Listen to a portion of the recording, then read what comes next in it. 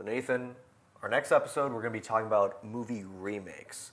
I personally think we should start talking about movies that deserve remakes. Okay? We're talking about movies that weren't as good, but I feel like a remake would make it better. I can think of a few. Yeah. So this one I think is good. Up, I think they should remake Up, especially the first 10 minutes. I don't think it's as good as people say it is. Next. Okay, fine. Another one I'm thinking of is Blues Brothers. I feel like they can fix it with Chris Pratt and Tom Holland as the leads. Chris Pratt and Tom Holland. Yeah. The Blues Brothers. They're just as good as Belushi and Aykroyd. You should be a casting director, Neves. I think I should. And last but not least, this one deserves it. It's not as good. I feel like it could be better.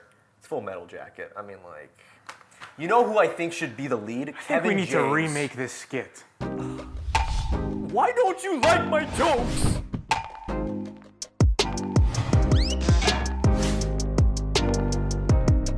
Welcome back to Real Talk Podcast, episode 153. I'm your host, Nathan, and I'm joined by the man himself, Matthew Neves, to my left. Thank you. And today, we are going to be discussing remakes that are better than the original. There's a few. There's actually way more than I even know. Yes. Because the truth is, most of the best remakes you probably don't know are remakes unless you're a real cinephile, because they're remakes of obscure foreign films at times, films that bomb sometimes, or just really old films in general. Yeah, exactly. Because of the fact that, like, the movie that you're watching that's a remake is so good that it overshadows the original. That's right. Not even realizing it.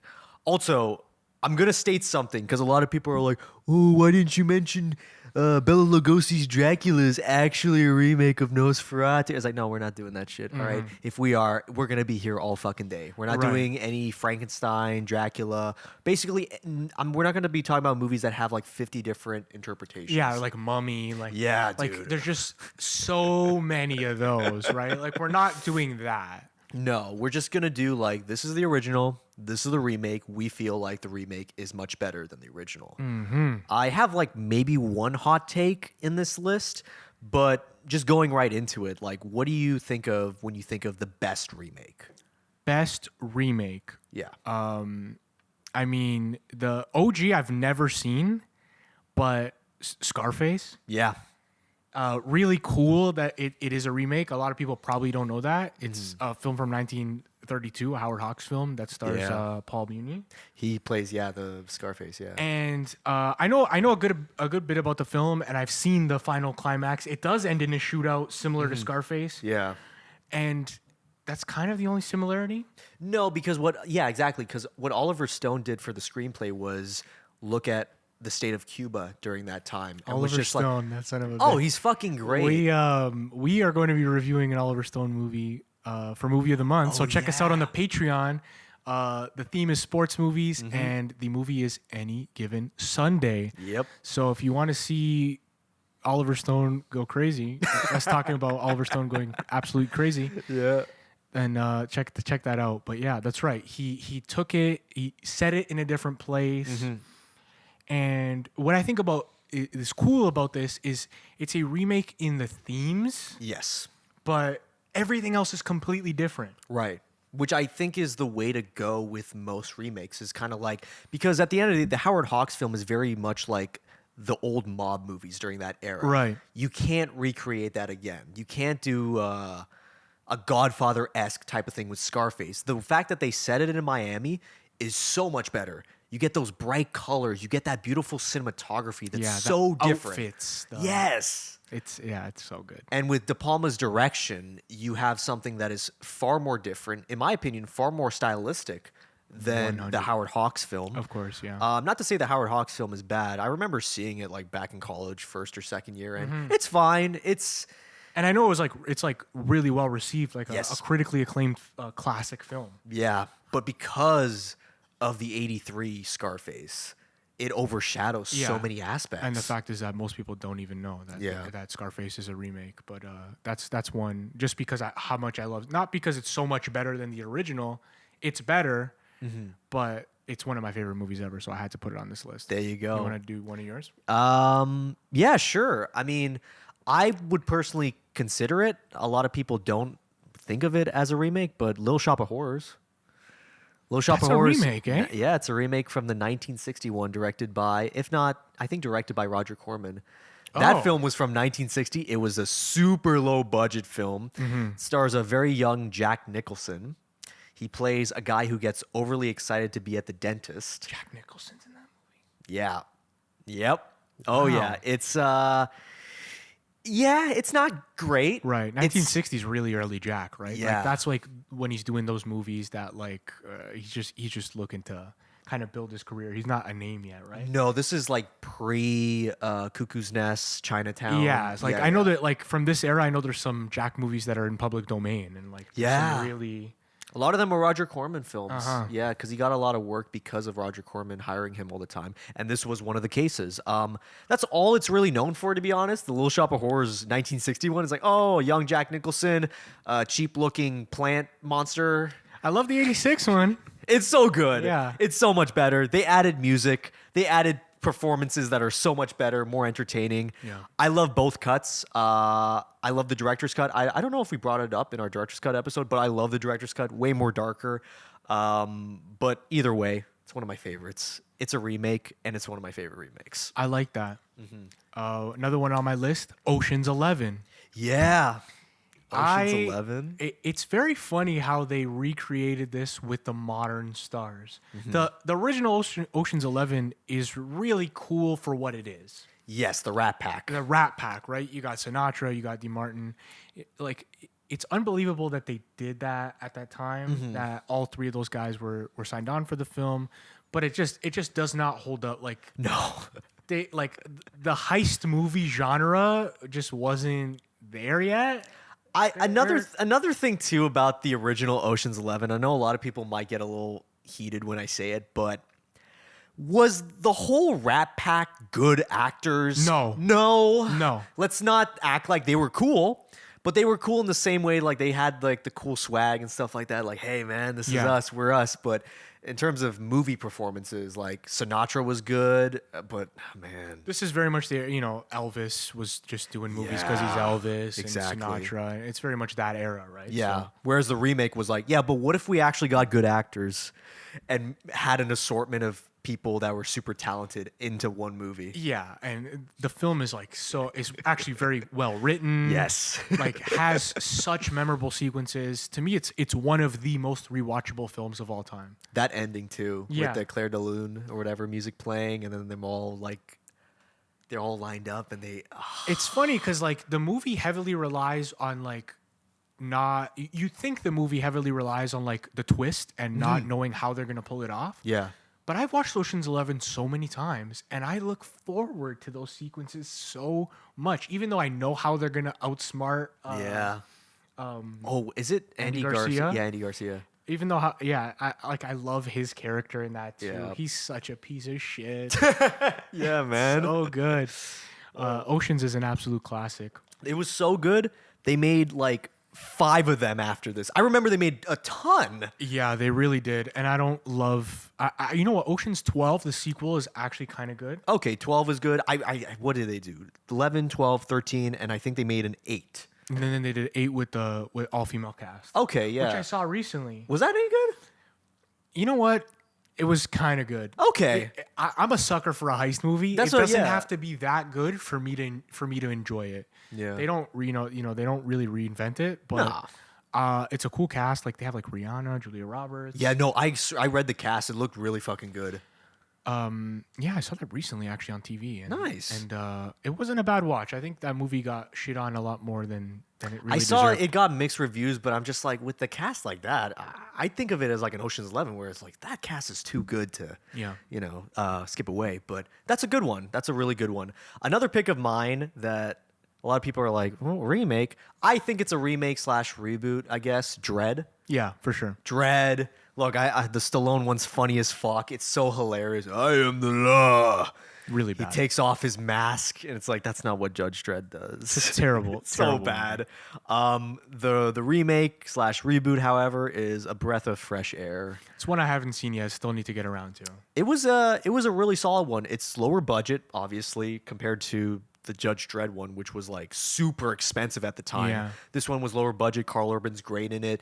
It's more brutal with its fight scenes. I remember one scene when he's fighting one of the corrupt judges. When I was a kid, I saw it. I was like, oh, this guy like karate chops his neck and then he passes out, right? No, he pistol whips him. Pistol whips him. Dude, he pistol whips him right in the neck and he just coughs up blood and dies. I'm like, oh, that's one of the most brutal deaths I've ever seen. I'm like, that's the type of movie you're getting out of this. It's a good kill. Fucking great. Highly recommend it. If you haven't seen Dredd, I was looking at some lists of like top movie remakes and stuff when I'm researching this to see what the general consensus was, and Dredd was on a lot of those lists that I read. Yeah, people really like it. And here's the thing: I don't consider like this is a comic book. Obviously, Yeah. this is based off a comic book, but I don't consider this like the same reign as like Spider-Man or Batman, where it's like, well, what about Batman Begins? No, it's like, but they have so many. It's like a Dracula Frankenstein, where it's like there's so many versions. Whereas in Dredd's case, I feel like it's very grounded or very obscure enough that a lot of people don't know it's based off of a comic. They only know the Stallone movie, and maybe they heard about the new one 10, 12 years ago. Yeah. So trying to put some light in the new one. I like that. Yeah. But Another one, The Departed. Yeah. One that I definitely did not know was a remake of a film. It's a remake of a 2002 Hong Kong gangster film called Internal Affairs. Internal Affairs. I think they made 3 of them. It Three was internal affairs films. Yeah, 3 internal affairs films, and then Scorsese was like, "Nah, I'm just making Departed, the most Boston film you'll ever make." I mean, but home run though. It's so Boston. It's so Boston, but such a home run of a film. It's great. It's just so well executed. Like, there's nothing I would change about it. I love the Boston of it. Oh, no, that's the thing I love too. Is like I can't think of a lot of movies aside from I guess The Town type of thing in terms of Boston movies. Oh yeah, that's a real Boston movie. The Town's pretty good, but no, Departed, man, because it's got Mark Wahlberg, Affleck, Damon, even DiCaprio's in it too. Dude, there's so much in it. Nicholson's in it too. Ray Winstone. Fuck, man. Nicholson is so good. Yeah. He's really good in it. I mean, his last good performance, right? Truly is, yeah. His last good performance until I think he retired soon after. We've talked about. Soon after, yeah. Yeah, so what a way to go in a Scorsese film of all films. And this is the one where he won the fucking Oscar. About time. For Best Director. Yeah, that's crazy that this is the one he won for, because I wouldn't think the Academy would like this one. You know what? That wouldn't be my pick. No. You know? I wouldn't think this like really Boston film would like like I think about the Academy and what they like. And this is like not an artsy fartsy movie, you know? Not really, no. Scorsese has been much more artsy, is what I'm saying. No, I agree. I think I don't know if it was a guilty one where it's like, oh shit, we didn't give him an Oscar yet. It's 2006. Which that happens too. Yeah. Ooh. That for sure happens. Like in a perfect world, he would have gotten an Oscar for Taxi Driver. Right. He should have had it back then. Then. We should have been talking about the second or the third. Literally. Given his filmography, but... Yeah, I fully agree with that. Yeah, Boston is a character in that movie. Truly is. It truly is. Which I love. Like, there's very few movies where the town that it's set in is a character. We talked about Scarface. That's definitely Miami. One. Miami is big there. Yeah. But The Departed really does a great job of not like romanticizing Boston, but like just making it a character in the film. Yeah, and I think it does a really good job at that. Really solid stuff. Another one, a lot of people are like, what? This is a remake too? They've been doing it since the beginning. Ben-Hur. Had no idea. Ben-Hur was a remake of a silent movie of Ben-Hur. Basically the same retelling. And the silent film is good. Don't get me wrong. It's very big, just as big as it's like it's still an epic, it's silent epic. Yeah. Silent epic, but that's the thing is that the limitations of the technology at the time, 1925, it was the most expensive film at the time. I think it cost around $2-3 million for 1925. In 1925? Yeah. It was fucking insane. And basically the remake of Ben-Hur from 1959 was like, yeah, we can do that, but like better. But like we can talk now. We can talk now. We have color. Yeah. We have the designs and everything. And to me, it's one of my favorite films. It's one of the best epics ever made. I put it up there with like Lawrence of Arabia. Like, dude, Ben-Hur is fucking top tier. I agree. What's one from your? Oh, my next pick is the Lion King. No, I'm joking. No, fuck no. I was giving me a heart attack there. Fucking joking. My next pick is Michael Mann remaking his own film. Yep. Michael Mann had a low budget film called LA Takedown that is loosely the script for Heat. Yeah. He changed a bit, so it's not like a remake like that. But it's interesting. Like I want to go back and see LA Takedown just to see how see what the origin of the Heat script was. Yeah, I think LA Takedown came out around the mid to late 80s. So it still has a lot of weird moments in it, I would say. It's a lot shorter. For sure. I think it's like 87 minutes. Yeah. Compared to Heat's runtime. But a lot of directors around this time, and even before, did that, where they remade their own films for technical reasons, just for improving it. I always think of Hitchcock doing The Man Who Knew Too Much. He did 2 versions of it. He did one with Peter Lorre back in the 30s, I think 30s or 40s, and then he did one with Jimmy Stewart in the 50s. And same thing happened with 10 Commandments. Cecil B. DeMille, he did the one with Charlton Heston, which was a remake of the one he did back in the 20s, which was the silent era, which is why he remade it. Which, like, it makes sense, like, especially with Michael Mann, like, you know, when he did LA Takedown, I'm not sure exactly what year it was, but he wasn't as established. He probably couldn't get the budget he wanted. Yeah. And he's probably, you know, really passionate about that script, and with the end product, he was like, you know, with some more money, I could do more here. Yeah, exactly. And then when he became a more high-profile director, he went back to it, redid it, reworked the script, and it hit.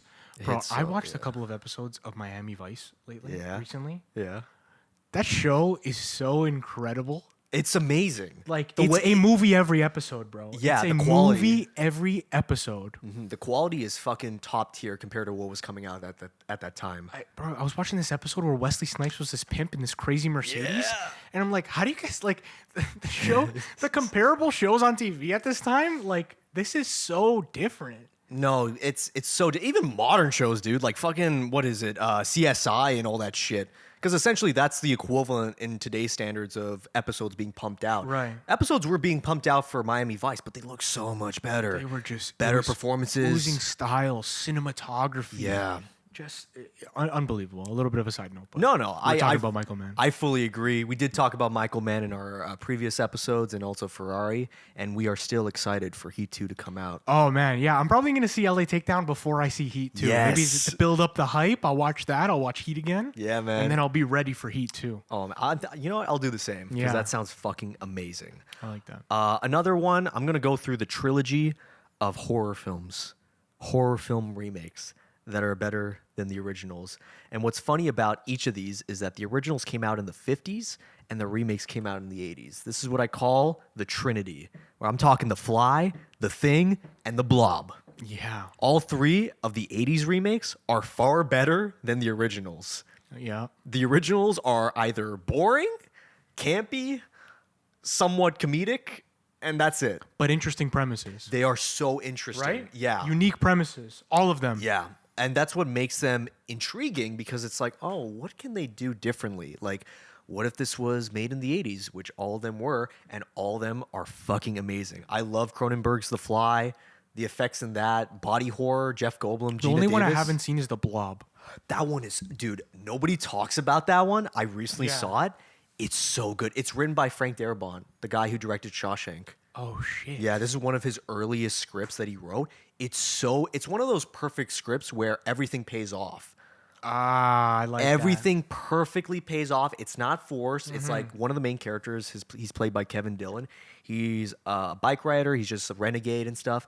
The first scene you see him in, he's riding his bike. He's trying to get up the ramp, and he's not. He couldn't. He falls down. He's like, shit, whatever. And he's trying to fix up his life and stuff. And at the very end, when he's fighting the Blob, he's able to go up that ramp and kill the Blob with the help of his friends. So a real satisfying film. Yeah. Where they tie up all the loose ends. And yeah, exactly. I'm going to check that one out. I mean, October's around the corner. Yeah. I'm about to get back in my horror bag. So the Blob is sounding good. That's the one I'm going to put on my list this year. I mean, compared to the original too, like Steve McQueen plays a teenager. The motherfucker looks 35 in it. Like I'm like, what am I watching here? And But yeah, The Thing, The Fly, The Blob, would recommend all 3 of the remakes. And the originals are corny, but they're fine. Yeah, just good premises, which is, Yeah.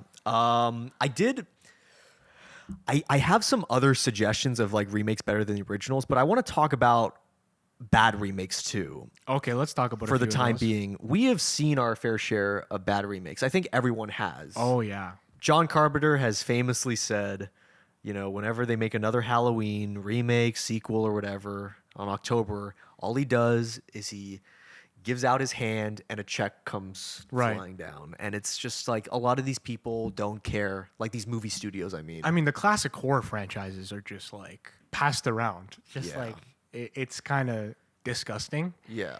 It's unfortunate that, such recognizable IPs get treated like absolute garbage. Mm-hmm. It's despicable because of how little they actually know of why the original was good in the first place. Exactly.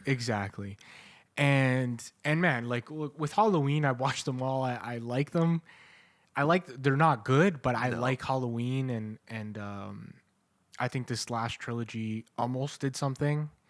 Yeah. And sad to say that I want to see them try again. But they pull me back in. But that's because I'm an idiot. And I love that character and I love the original so much, and I still think that a great Halloween movie can be made. You know what? For this Halloween, I'm gonna try to watch all the Halloween movies. Should we? Hey, fuck it. Last year we did the all full Saw franchise review. Should we do Halloween this year? I'm gonna need a lot more alcohol for this one. We're gonna need a little bit more liquor. But I think we could do it. I like that idea. Actually, we gotta get started early though. Yeah, no, I agree. I'm gonna start around September. Yeah, for sure. But in terms of like the worst of the worst remakes, I can think of 2 right now. The first is Point Break. Yeah. Wow. I cannot believe they fucking did it. Why? They made it look like a Nolan movie. Oh, it looks so bad. Like, I saw the trailer for it in theaters and I was like, no, they're not. They wouldn't dare. But of all movies too, It's so lame. And another one is Psycho. Shot for shot remake. Yeah. Why? Fuck if I know. Vince Vaughn sucks in it. Vince Vaughn is not a good Norman Bates. It's some of the worst casting I've ever seen. Vince Vaughn, like, come on. It's some of the worst casting. And you know what's sad about me saying that? Do you know who's in Psycho, the remake? I actually don't. I'm going to tell you right now. Julianne Moore. William H. Macy is in it. The Viggo Mortensen is in it. Yeah, dude. It's a fucking stacked cast. So there's good actors, but it's just a shot for shot. So who fucking cares? And the worst thing about it is it's shot for shot and they still fuck it up. Yeah. All the tension is broken because it's in color, the shadows are non-existent, it looks ugly as fuck. And the use of the pacing and the music, they reuse the same music and it still is terrible. What does the pitch meeting look like for that? Like, hey guys, I have an idea. We're going to shoot Psycho shot for shot because nobody's seen it in color yet. It's so bad. It's like, that would be like, we're going to remake Casablanca. In 1998 too. Yeah. Like around that point where remakes were being done to death on so many movies. Yeah. Like, this is based off the 1971. It's like, why can't I watch that? Mm-hmm. Because it's too boring. Why? Because it's 20 years older? Yeah, that's just like they just have no respect for audiences and like think that everyone's so dumb that they won't sit through a black and white movie.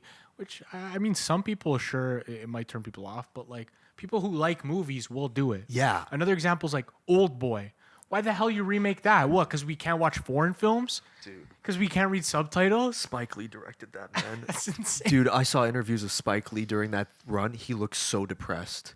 He looks so... If you want to see like a contrast, it's like he's like, I don't fucking care. Why the hell would Spike Lee even take that project? It makes zero sense. I don't know. It's like with Psycho. Gus Van Sant directed it. He did Good Will Hunting. Like, fucking... And you know what's the most recent remake? And we're going to call it out because we reacted to the fucking trailer and we shat on it on our last episode. The Crow. Oh, They remade that. Yeah. And that's might be one of the worst because the more we took it in, we're like, wait a minute. Like, the original was great and it stands on its own. Brandon Lee's one of his best performance. It stood out. He died during the production. It's like, it's such a bad taste when you see that trailer now. I agree. So I'm glad it didn't make any money. I'm glad it got shit reviews because at the end of the day, remakes like that shouldn't exist. The only remakes that should exist are from original films that aren't as good or don't stand out as much as they should. The ones that make perfect sense are like the tech wasn't there. Yes. You know, that's like completely warranted. But like the shit that Disney's doing right now. Oh yeah, we gotta rant about this shit. We have to, because you can't talk about remakes with the shit that Disney's doing right now. They have just come up with this idea, which is barely an idea. Yeah, no. We're gonna take all the films that people like and just remake them. Same story. We're not gonna change it, not shot for shot, but like almost. The directing, the style is just recreating the previous style, right? But in live action form, which doesn't always translate because of how animation is differently paced. Some moments you can make quicker and slower than others, whereas live action, we have our limitations. So when you see it done, it's all just CGI shit. Live action Lion King remake. I can't believe we have to call it that. It's not live action. I know, and it made it, but it made $1 billion. It made a shit ton of money. A lot of those Disney remakes do make a shit ton of money, and they're gonna keep coming out because from a Disney standpoint, like obviously I understand it. Somehow they finesse people into keep watching the same movie. Yeah, and not movies that came out in the fucking 60s. No, you know what I mean? Lion King. That is so iconic. How do you not like watch the original? Or like Moana, when the fuck did that come out? Yeah, Moana was like not even 10 years ago. Like you gotta do the remake already? Are they gonna do Frozen next? Live action Frozen? It's gonna happen. But like what's the fucking point? I don't understand, like, man, I don't understand how they make so much money. I understand that Disney movies, there's always like an audience for, right? Yeah. There always is. Nostalgia plays a big factor, and when you love a movie as a kid and you see a new one, like I think it appeals to a lot of casual viewers. But the amount of money that these remakes are making with no effort to change them is unreal to me. I cannot understand it. But good for you, Disney. You guys figured out how to finesse billions of dollars for doing zero work. Oh, they got a Snow White film too, don't they? Snow White's coming out. And they CGI'd all the seven dwarfs, and they all look fucking creepy as shit. I'm sure your kids, when they see that in theaters, they're not gonna shit their pants when they see it. I'm sure they won't. Fucking hell. It's unreal. Just watch the original. It's unreal, man. Anyway, we ranted a lot about remakes because there's a lot of shit ones, but there's a lot of good ones too. And that's the sad reality is if you put some fucking effort into your reimagining of this concept and improving upon it, that's what makes the bigger difference. It's all about passion. John Carpenter had passion for the thing. David Cronenberg had passion for the thing. The director of The Blob, Chuck Russell, had a passion for The Blob. Like, have passion and have a different vision. Passion, there is no aggression, there is no fucking mindset. Yes. Oh man, that's how we end it. That's how we end it. What else is there to say? Disney, there's no fucking mindset. But you guys keep making money.